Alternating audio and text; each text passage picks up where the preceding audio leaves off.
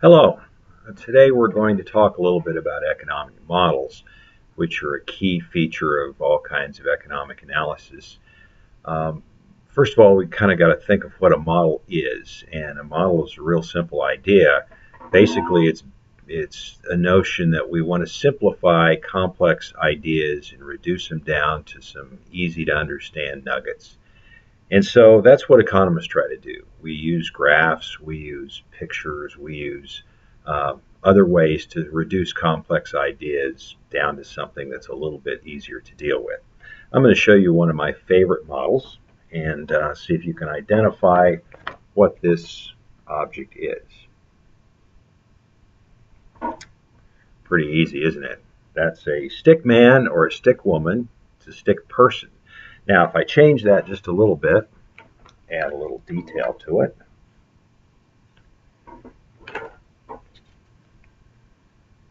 what do I have there? I have a stick woman.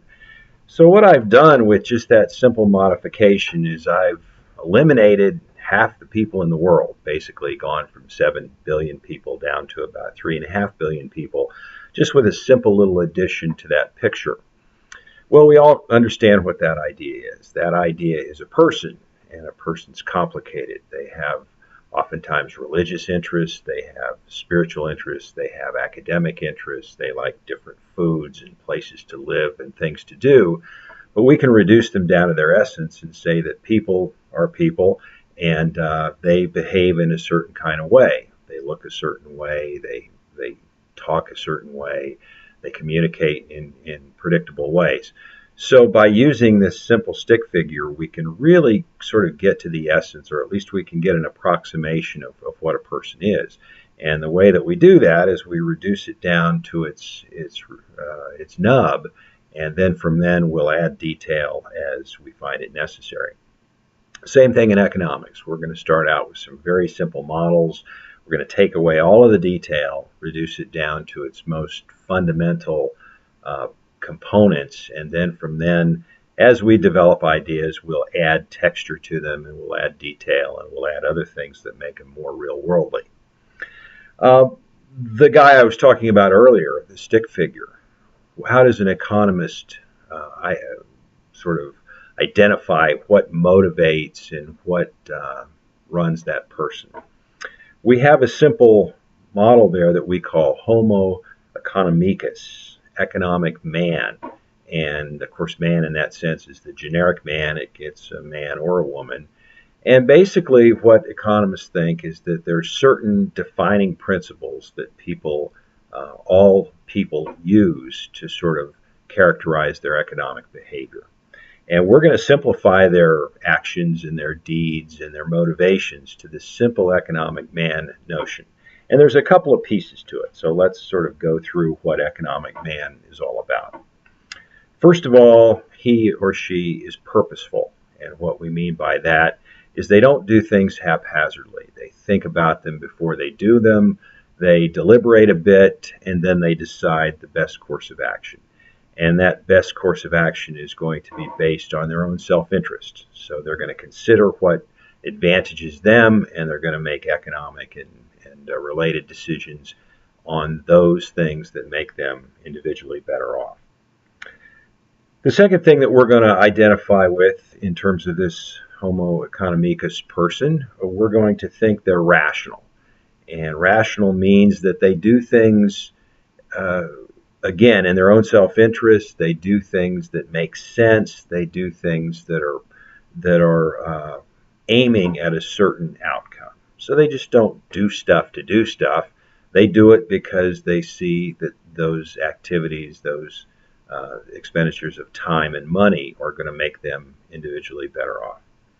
The third thing that characterizes this person is that we think, or they think, in cost-benefit terms. Namely, as they contemplate another action, they say, what's it going to cost me to do that? It could cost me time, it could cost me reputation, it could cost me money, it could cost me a lot of things. And so before I make that decision, I want to make sure that the costs have been considered. Additionally, they're going to think about the benefits. If I make this decision, if I take this action, what are the benefits that it will yield? So if I study an extra hour, there's a cost to that because I can't do other things with the time. And there's a benefit to that. I'm going to understand the material a little bit better and possibly do better on the test. Similarly, if I go exercise or go to church, there's a cost to that. That means I can't do other things with that same piece of time, but similarly, there's a benefit. I get something out of it that makes me better off, however I define my own individual better offness. So that's really the core of what we think economic man does. And before we leave this idea, I want to talk about some things that get missed if we reduce everyone down to this cost-benefit calculus. The first thing that gets missed is traditions.